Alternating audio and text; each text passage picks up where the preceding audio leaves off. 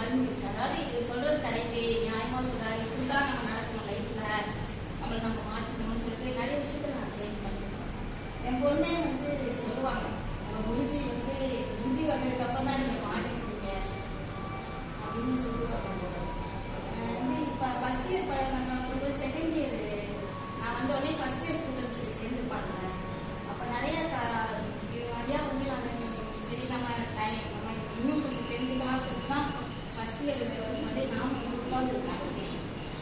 அப்போ வந்து நிறைய டிஃபரெண்டாக சொல்லுவார் ஐயா.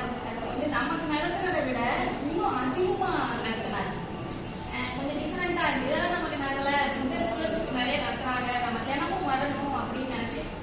ஆனா இப்போ என்னோட ஃபேமிலியில கொஞ்சம் என் அம்மா வந்து கொஞ்சம் முடியாம வர என்னால வந்து காலையில வர முடியல. நான் நினைச்சதுன்னா காலையில ஐயா கூடயே வந்துட்டு சாயங்காலம் ஐயா ரொம்ப தான் போகணும் அப்படின்றது நான் மைண்ட்ல செட் பண்ணிட்டேன்.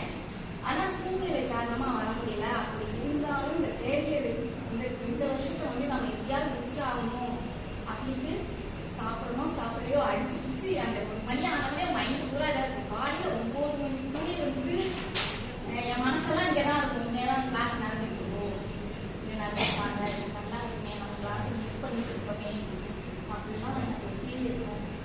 இப்போ எப்படியோ என்னுடைய கர்மா காரணமாக என்னன்னு தெரியாது, எப்படியோ கஷ்டப்பட்டு அதையே மீறி அட்ஜஸ்ட் பண்ணி அதையே